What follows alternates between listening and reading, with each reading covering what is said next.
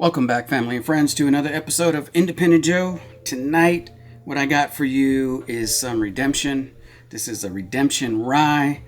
It is part of their, looks like, specialty series. Something new I haven't heard. I didn't know they had a specialty series. Well, this is one of them. I'm assuming some of the other ones are like those, the rum finish and all that other stuff. So just saw this. I think it was released sometime last month, so I thought I'd pick it up and let you know whether or not it's pretty good or not, or it would only be my opinion. But thought I should investigate. So this is the Redemption Sir Lee. Now the Sir Lee is it's inspired by an old world winemaking technique. So what they do is post distilling whatever's left over, which is the back set. They actually add it to the barrels first, and then they add the liquid into the barrel for aging. So prior to aging, they first coat the barrel with the back set. So, and what they're doing with this is hoping that it's going to give it more of a full flavor, more layers of flavor, I guess.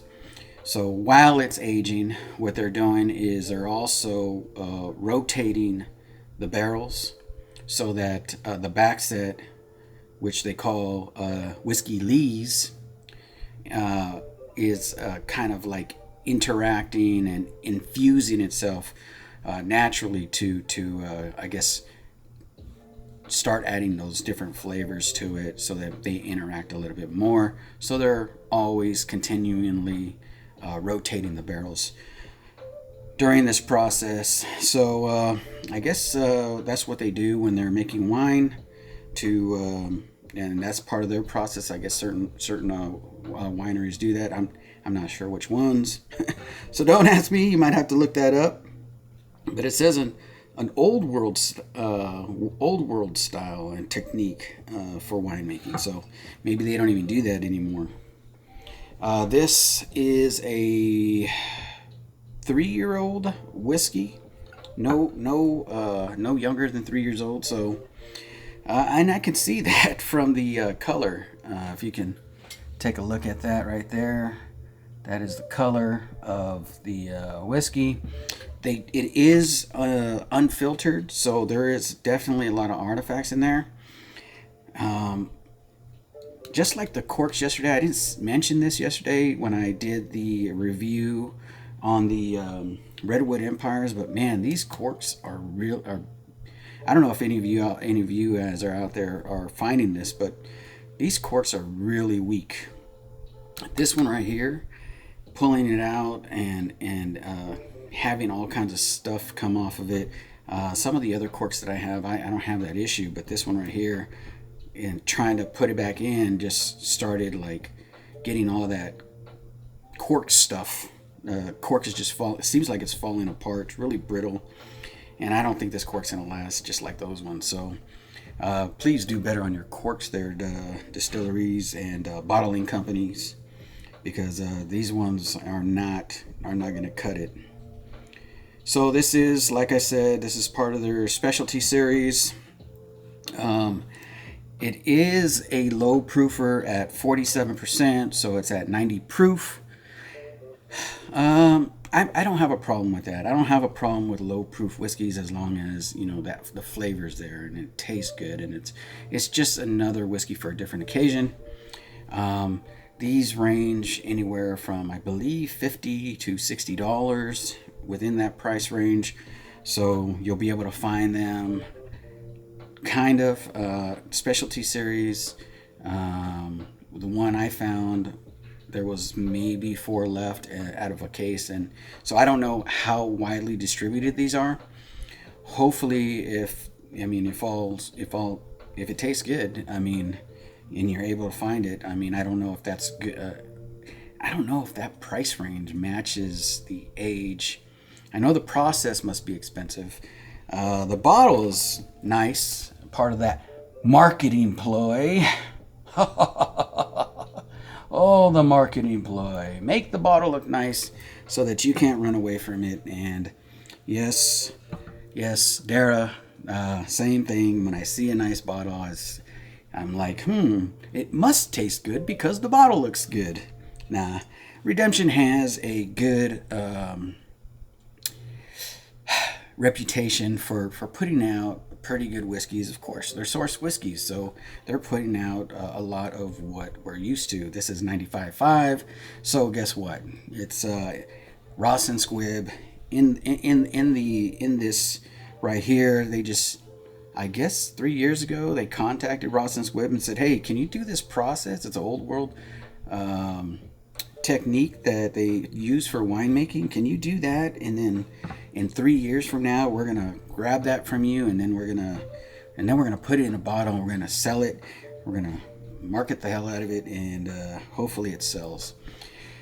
Well, they got me, so they might get you too. All right, so I'm gonna go ahead and smell it. Before I do that, got another sub to a person, subscriber, homie now, Ethan So is a new subscriber. Really appreciate you. Thank you for taking this journey with me. And as always, love you, patrons. Thank you for supporting me, and I can't thank you enough. Well, could tell it's a rye. Definitely could tell it's a rye.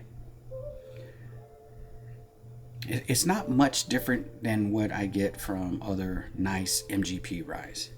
Really sweet, got that apricot smell to it.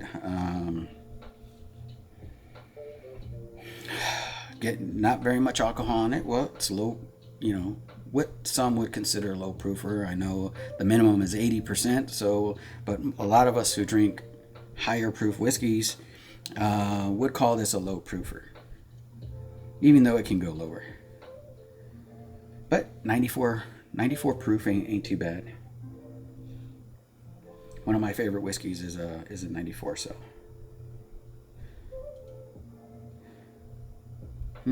really nice. Has that floral aspect to it. Sweet, slight sweetness from. Got a little bit of mint on the nose. Yeah, there it goes right there. Green mint. Is there any other kind of mint? Yeah, never mind.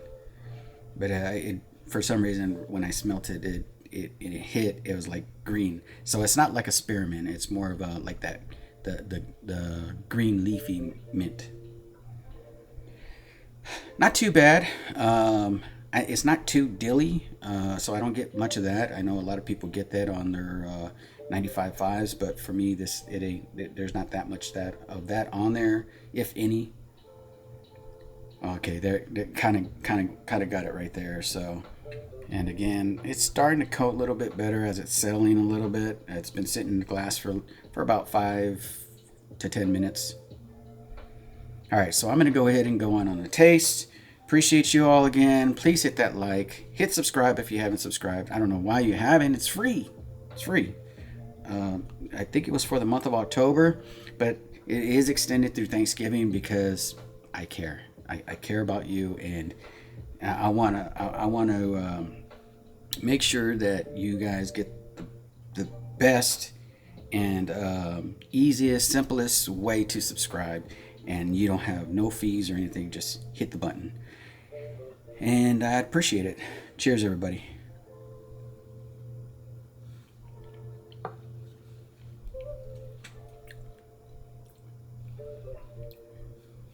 All right. All right. All right. Little bit of a drying aspect on the tongue. That's just first feel. Gets under the tongue though. There's all that apricot sweetness with the some of that mint is on the tongue. If anything, it's gonna have my breath smelling minty fresh. So there's a lot of that. Sweetness is there. That rye spice definitely hits It actually hits a little higher than I thought it was going to hit at 94 proof. So that's pretty cool. Cheers.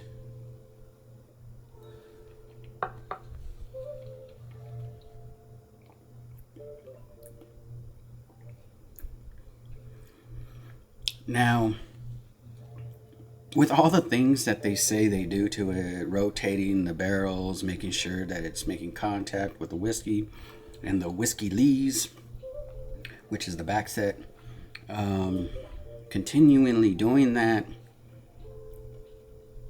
to me, it just tastes like a nice, sweet, smooth, decent rye. Not offensive at all. Unless you're Whiskey Mountains, then it's totally offensive because it does have that mint. It does have, well, it has very little oak. If you're looking for oak, this ain't it. I don't think it's nutty at all. Maybe some peanuts, carnival peanuts or something like that, but not like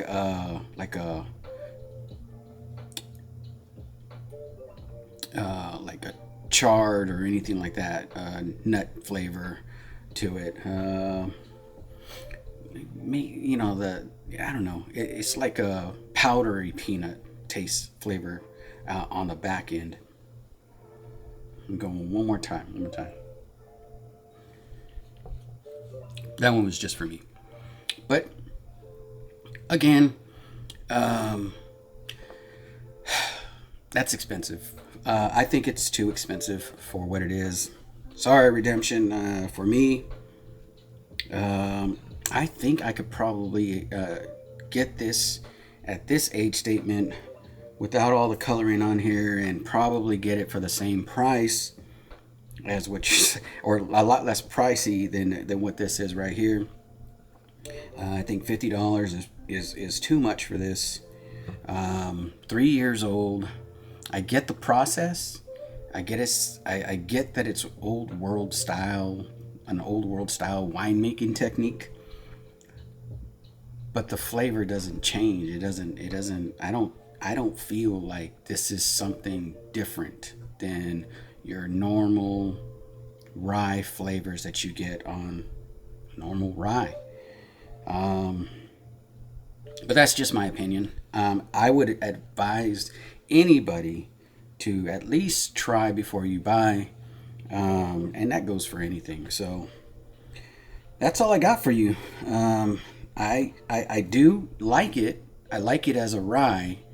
I just don't think it's something that's worth that price point for a three-year-old whiskey. There's so many 3-year-old whiskeys out there with the same profile. That's 95.5 that you could probably get for about the same price. So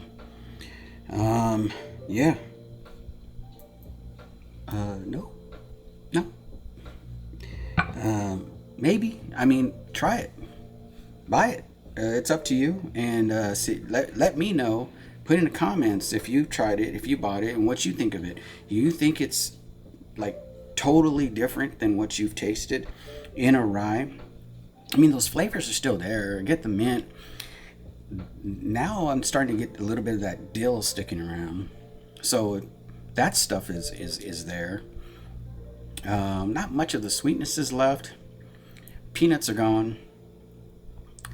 And there's a slight chalkiness that's left over. So I mean, I'd have to keep watering that chalkiness to get it away.